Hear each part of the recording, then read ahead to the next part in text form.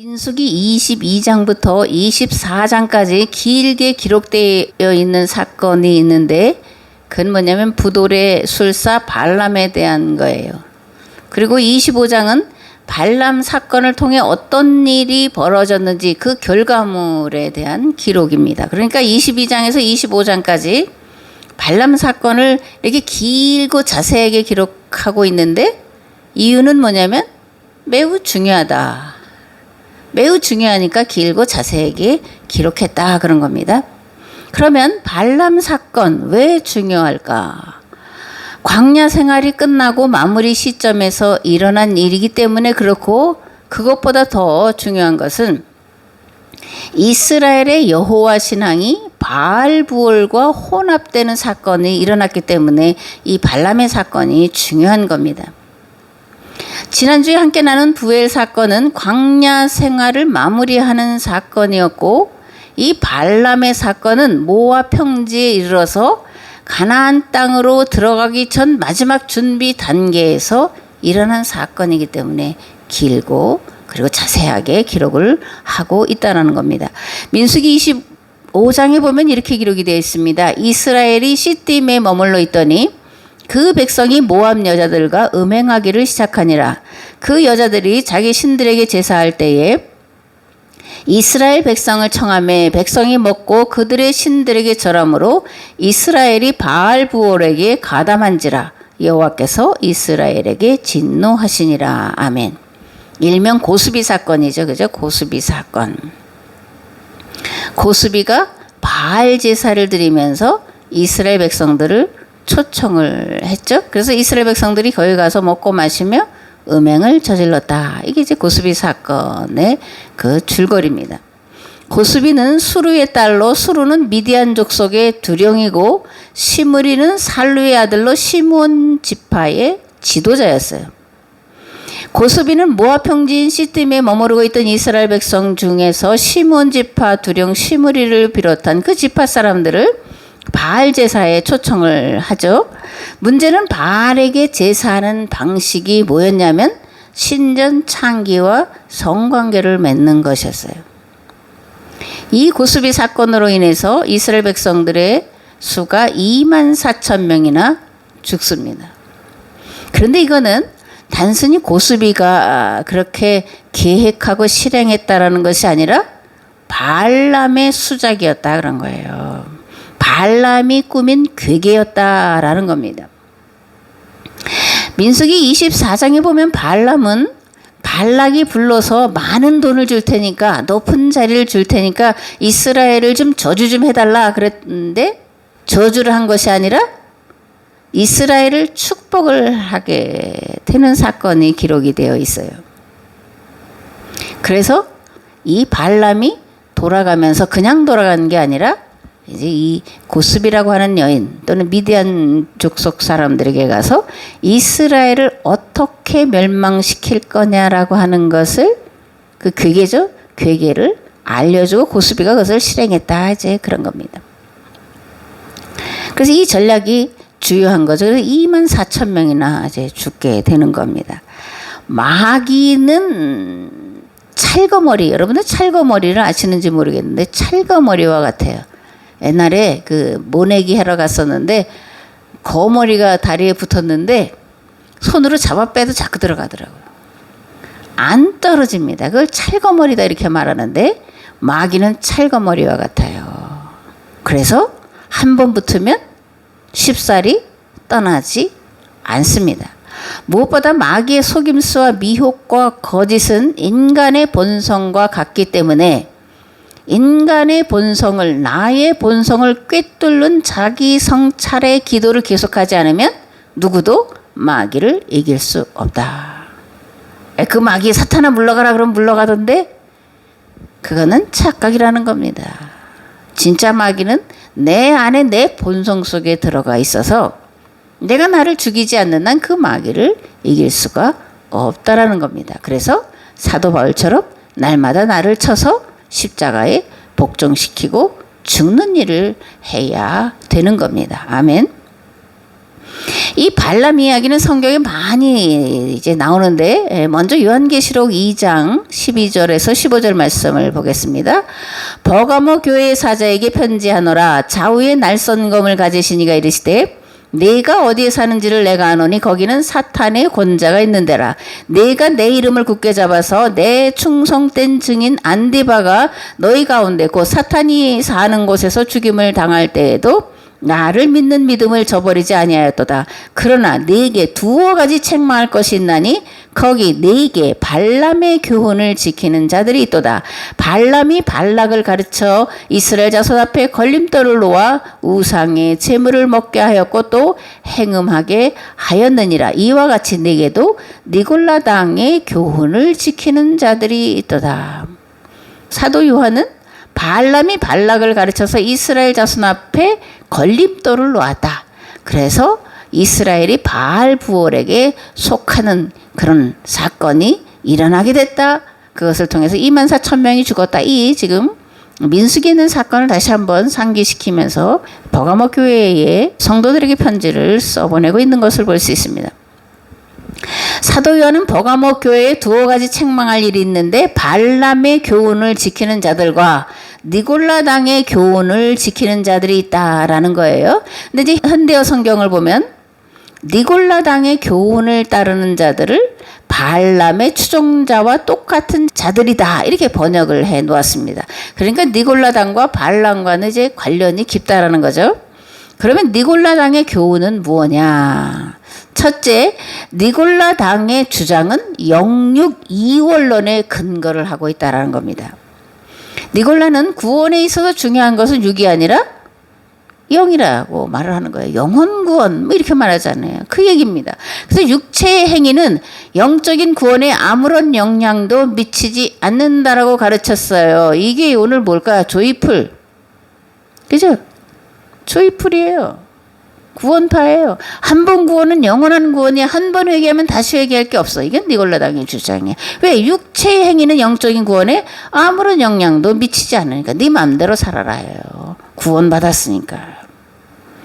둘째, 세상과 타협해도 된다고 가르쳤습니다.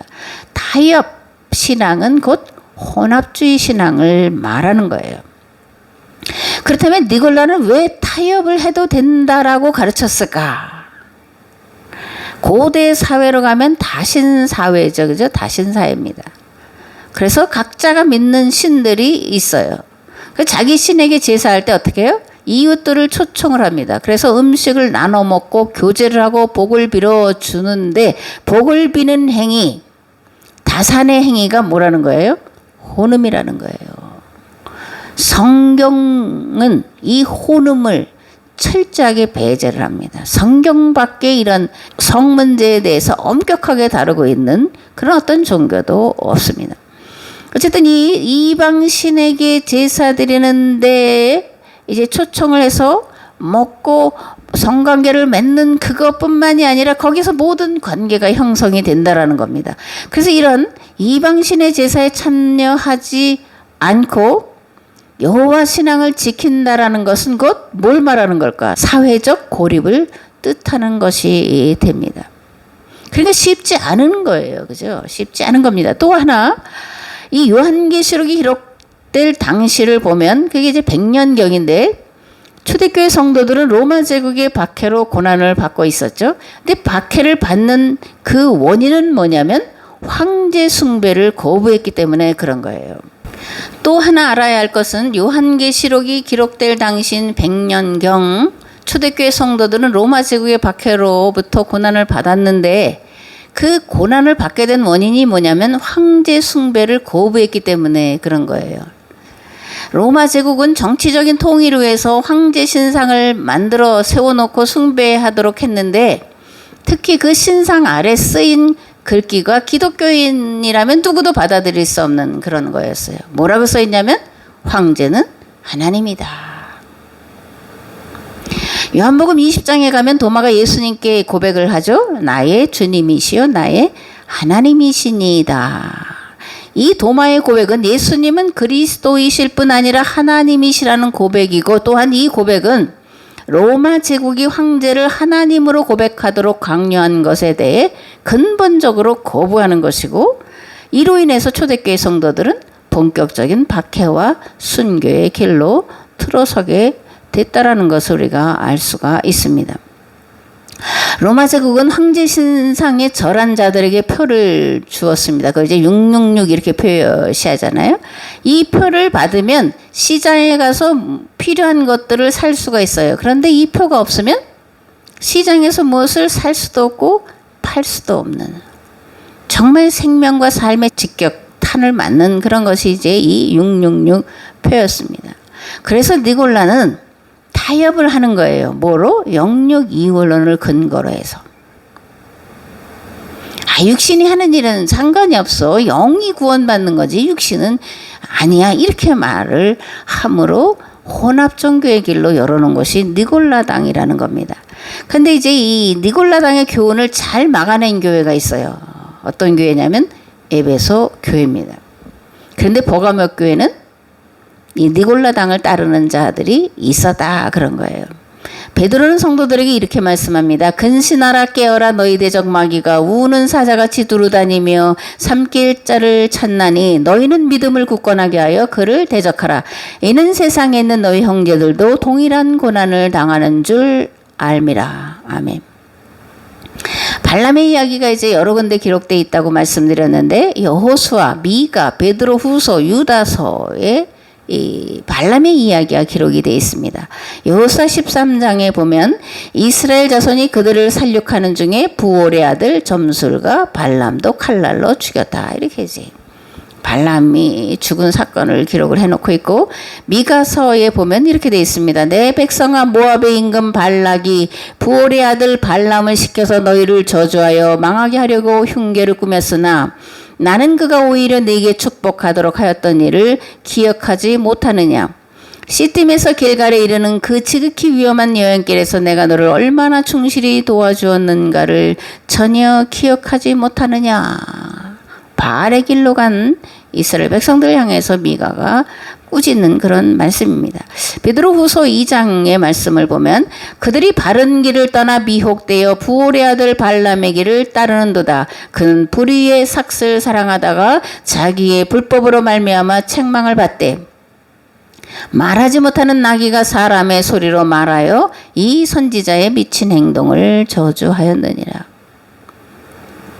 나귀가 말을 해서 발람이 그 발락의 유혹을 따라가지 못하도록 막았다라는 얘기죠. 이제 다음 주에 살펴볼 텐데 그 얘기를 하는 겁니다. 또 유다서 1장에 보면 화 있을진저 이 사람들이여 가인의 길에 행하였으며 삭슬 위하여 발람의 어그러진 길로 몰려갔으며 고라의 폐역을 따라 멸망을 받았도다. 돈을 위하여 잘못된 길인 것을 알면서도 간 이 발람에 대해서 유다서도 말씀을 하고 있는 것을 볼 수 있습니다. 그러면 이 발람의 죄는 구체적으로 뭐냐? 민수기를 통해서는 발람의 죄가 구체적으로 뭔지가 안 나와 있어요.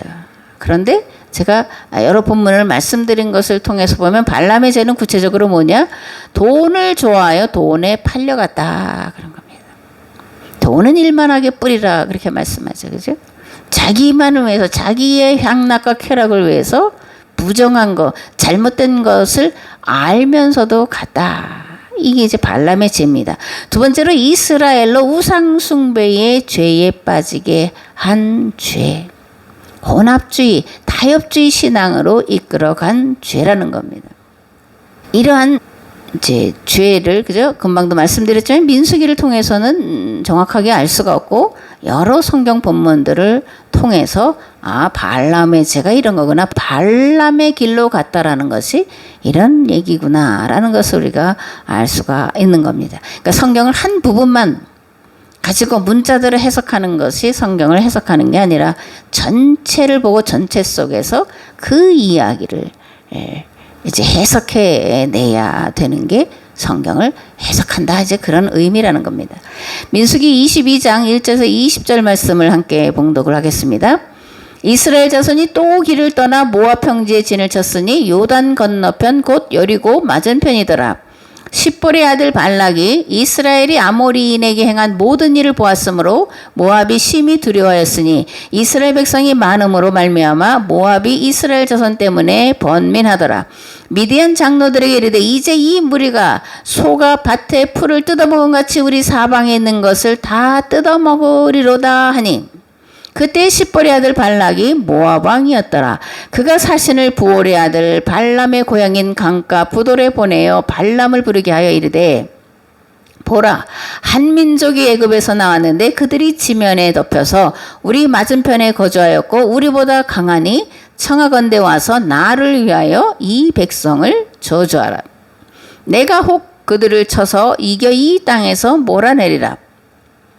그대가 복을 비는 자는 복을 받고 저주하는 자는 저주를 받을 줄을 내가 알미니라.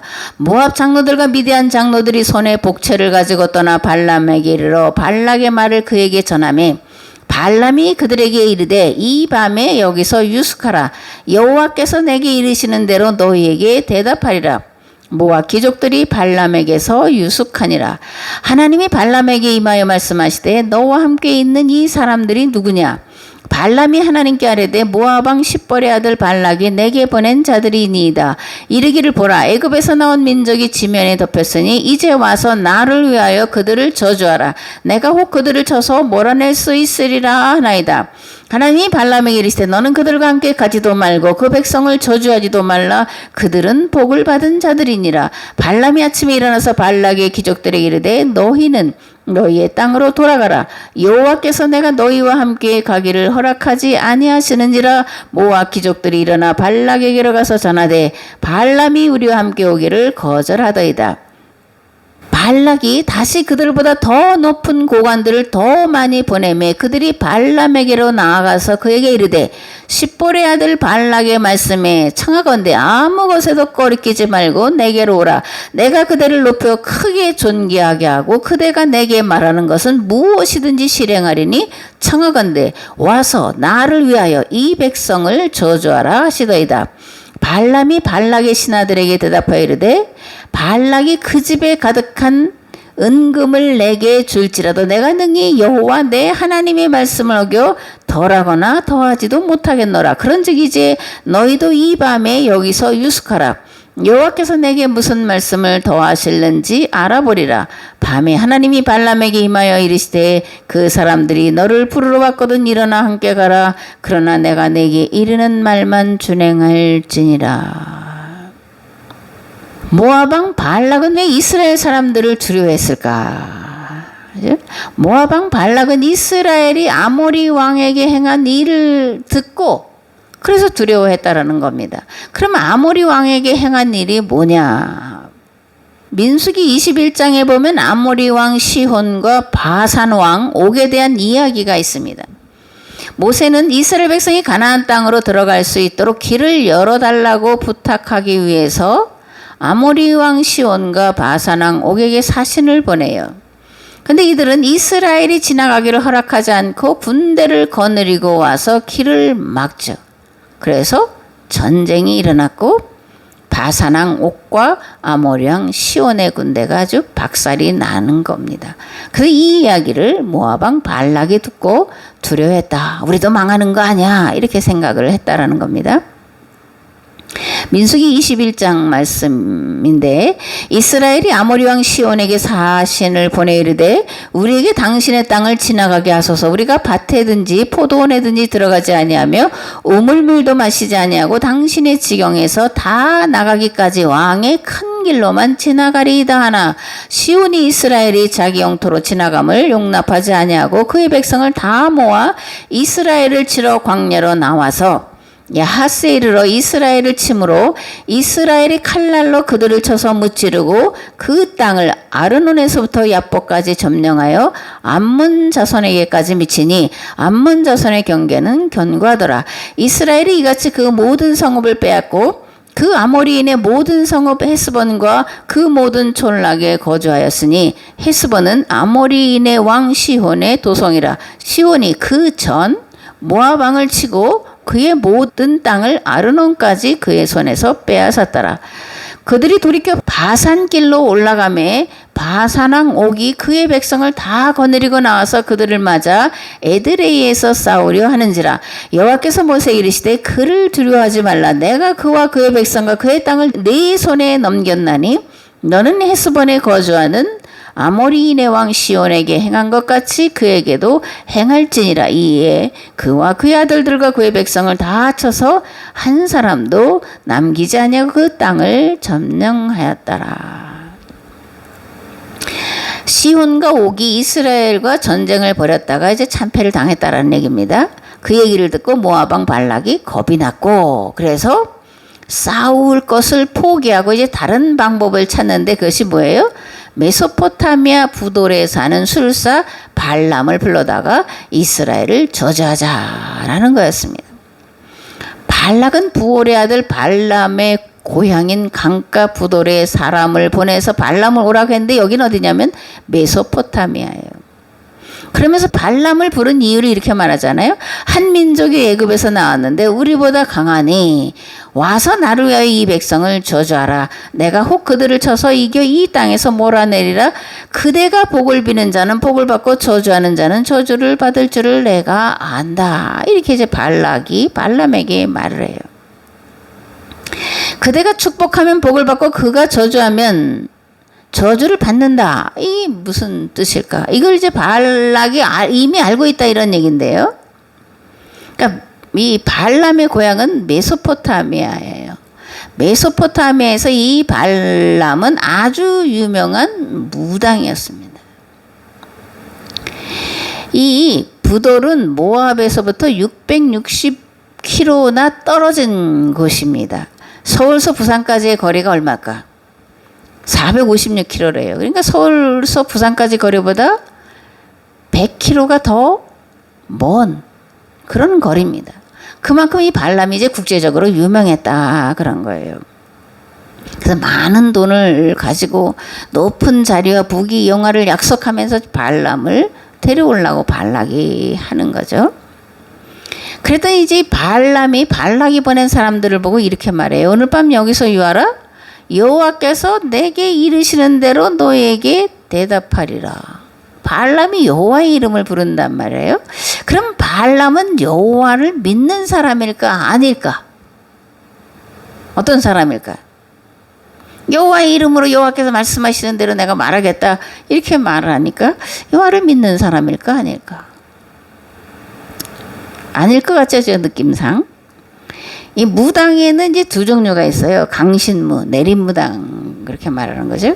내림무당이 있고 학습무가 있어요. 배워서 하는. 요즘에 뭐 많잖아요. 타로점 보고 뭐 토종 비결 보고 뭐 이런 사람들 다 이거는 배워서 하는 거예요. 그죠? 역설을 배워서 이제 점을 치는 겁니다. 그런데 강신무는 배워서가 아니라 신내림을 받아서 이제 무당짓 거리를 하는 자라는 거예요. 배뱅이 굿이라는 게 있어요. 뭐 이은관인가 그 사람이 불러서 굉장히 유명한 그런 이제 굿인데, 배뱅이는 이제 문벌 좋은 집의 무남 동료 딸이었어요. 그런데 이 아이가 이제 건강하게 살다가 죽은 거예요. 그러니까 부모는 이제 딸의 혼령을 위로한다 그러면서 무당을 불러. 근데 이 무당이 와가지고 배뱅이의 그 목소리를 흉내내고 뭐 이렇게 조상들의 흉내를 내고 하면서, 그러니까 그 부모들은 어떻겠어요? 진짜 우리 딸 배뱅이 혼이 왔네 이러면서 돈을 이제 퍼주는 거죠. 그 신내림 받은 무당들은 이러한 짓을 한다라는 겁니다. 거짓 기사와 거짓 이적을 베푼다라는 거예요. 무당에 가서 병 고침 받는 자가 없냐? 아닙니다. 있다라는 그런 얘기입니다. 문제 해결 받는 자가 없냐? 있다라는 거예요. 강신무. 발람이 그런 강신무였다. 마귀는 거짓의 아비예요. 아까 마귀는 찰거머리라고 그랬잖아요. 이 마귀는 거짓의 아비이기 때문에 거짓 기사와 거짓 이적을 통해서 사람들을 미혹해서 멸망으로 이끌어가요. 그래서 모세는 일찍 이런 거짓 기사와 거짓 이적을 통해서 사람들을 미혹하여 멸망으로 끌어가는 자들에 대해서 무서운 경고를 하고 있는데 레위기와 신명기에 있습니다. 레위기 20장에 보면 접신한 자와 박수무당을 음란하게 따르는 자에게는 내가 진노하여 그를 그의 백성 중에서 끊으리니 너희는 스스로 깨끗하게 하여 거룩할지어다. 나는 너희 하나님 여호와니라. 남자나 여자가 접신하거나 박수무당이 되거든 반드시 죽일지니 곧 돌로 그를 치라. 그들의 피가 자기들에게로 돌아가리라. 신명기에는 이렇게 기록되어 있습니다. 너희 중에 선지자나 꿈꾸는 자가 일어나서 이적과 기사를 내게 보이며 그가 내게 말한 그 이적과 기사가 이루어지고 너희가 알지 못하던 다른 신들을 우리가 따라 섬기자고 말할지라도 너는 그 선지자나 꿈꾸는 자의 말을 청종하지 말라. 이는 너희 하나님 여호와께서 너희가 마음을 다하고 뜻을 다하여 너희 하나님 여호와를 사랑하는 여부를 알려하사 너희를 시험하심이니라. 또 이렇게 돼 있습니다. 네 하나님 여호와께서 내게 주시는 땅에 들어가거든 너는 그 민족들의 가증한 행위를 본받지 말 것이니 그의 아들이나 딸을 불 가운데로 지나가게 하는 자나 점쟁이나 기륭을 말하는 자나 요술하는 자나 무당이나 진언자나 신접자나 박수나 초혼자를 너희 가운데 용납하지 말라. 이런 일을 행하는 모든 자를 여호와께서 가증히 여기시나니 이런 가증한 일로 말미암아 네 하나님 여호와께서 그들을 네 앞에서 쫓아내시느니라. 길흉화복을 점치는 자들, 운명이야 파짜야 이렇게 말하는 자들, 그 사람들 거기에 얽음해서 고통스럽게 하고 그 고통에서 벗어나지 못하도록 하는 자들, 그리고 그것들을 통해서 백성들을 억압하고 착취하고 마음대로 지배하는 자들 죽이되 돌로 쳐 죽여라 이렇게 말씀을 하고 있습니다. 요한복음 8장 44절을 보면 너희는 너희 아비 마귀에게서 났으니 너희 아비의 욕심대로 너희도 행하고자 하느니라. 그는 처음부터 살인한 자요 진리가 그 속에 없으므로 진리에 서지 못하고 거짓을 말할 때마다 제 것으로 말하나니 이는 그가 거짓말쟁이요 거짓의 아비가 되었음이라. 아멘. 광야 생활을 끝내고 모압 평지에 이르렀을 때 이스라엘은 가장 큰 위기에 직면하게 되는데 그게 이제 고스비 사건이라는 겁니다. 그렇다면 고스비 사건을 뒤에서 꾸미고 조종한 자가 누구냐? 발람이라고 말씀을 드렸어요. 발람이 이스라엘을 저주하려고 했지만 하나님께서 막으시고 도리어 이스라엘을 축복하게 되자 발락이 화를 내면서 떠나가라 이렇게 말해요. 발람이 떠나가는데 그냥 간 게 아니라는 겁니다. 이 찰거머리가 그냥 갈 리가 없죠. 그래서 그 발람이 꾸민 계략, 계책이 고스비 사건을 일으켰다라는 겁니다. 그동안 민수기를 이제 함께 말씀을 나누었는데 20장까지를 보면 특별히 이제 광야길을 가면서 물 때문에 계속 불평하고 원망하는 사건을 우리가 이제 계속 배워왔죠. 그런데 21장에 부엘에 이르러서는 우물을 파는 일들을 통해서 물로 인해서 불평하고 원망하던 일들이 이제 끝나게 돼요. 당을 지어서 애굽으로 돌아가자 설치던 지도자들이 변해서 자기들이 솔선수범해서 그 힘든 우물을 파고 있는 것도 우리가 봤습니다. 그래서 이제 부엘 사건 이후에 광야 생활을 끝내고 드디어 모압 평지에 이르러서 거기는 그 지역의 사람들이 털을 잡고 살아가는 그 물이 있다라는 거죠. 그죠? 이 모압 평지에 이르러서 마지막 가나안 땅으로 들어갈 준비를 하는 점검을 하는 시점에 이르렀는데 바알부호를 섬기는 죄를 범하고 있다라는 거예요. 성경은 말합니다. 스스로 섰다 하는 자는 넘어질까 조심하라. 무언가 이루었다고 하는 자도 교만하여 죄를 범하지 않게 정신을 차리고 깨어 있어라. 그렇게 이제 말을 합니다. 그렇다면 무엇이 깨어있는 거냐? 어떻게 하는 것이 깨어있는 거냐? 기도하는 겁니다. 그러면 어떤 기도를 하는 것이 깨어있는 기도냐?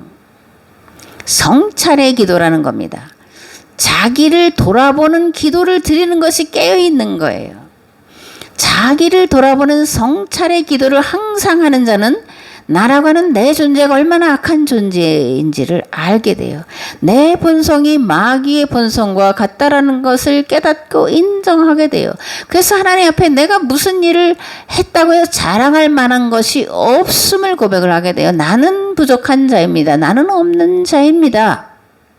그런 고백을 하게 되어 오라 나는 공고한 자로 내가 하나님의 법을 따르기를 원하지만 내 안에 육신의 법이 있어서 나를 사로잡아 온다. 이렇게 이제 사도 바울이 고백하고 고통스러워하는 것처럼 그렇게 고통하게 돼요. 그렇게 자기 자신의 죄, 자기의 본성의 악함을 보고 고통하는 사람이 교만해질 일이 있겠냐 그겁니다. 그죠? 함부로 판단하고 하겠냐, 함부로 행동하겠냐 그런 겁니다. 다만 하나님 나를 불쌍히 여겨주세요. 나를 버리지만 말아주세요라고 기도를 하게 되는 겁니다. 오늘 이 고스비 사건은 광야 38년 동안 그 험난하고 힘들고 어려운 길을 다 지나서 이제 마지막 점검 단계에 이르러서 이렇게 바알부올에게 속한 혼합주의 신앙을 접하게 되는 그런 지경에 이르렀다는 것을 우리가 경계와 경고와 교훈으로 삼아서 항상 나를 쳐서 예수 그리스도의 십자가에 복종시키고 날마다 교회에게 주어진 세상을 구원할 이 책임의 또 이 사명의 십자가를 지고 가기를 결단하고 그 일을 행해야 될 줄을 믿습니다. 그럴 때 하나님 이 교회를 통해서 이 나라와 이 민족을 통해서 세상을 구원할 길을 찾아내고 그 길로 행하는 모범을 보이도록 하셔서 이 세상을 구원하게 하실 줄을 믿습니다. 아멘. 이제는 길과 진리와 생명 되신 예수 그리스도의 은혜와 아버지 하나님의 무한하시고 극진하신 사랑하심과 성령님의 감화 감동 교통 역사하심이 편안하다 안전하다 할 그때의 해산의 고통이 임하는 것처럼 하나님 우리가 항상 깨어있어 정신을 차리지 않으면 마귀의 쾌계를 이길 수 없는데 그러므로 깨어 기도하며 항상 하나님 앞에서 말씀 앞에서 자기를 돌아보는 성찰의 기도를 드리기를 결단하고 들어가는 삶의 자리 위에 교회 위에 이 나라 이 민족 위에 이제로부터 영원토록 함께 하옵시기를 간절히 축원하옵나이다. 아멘.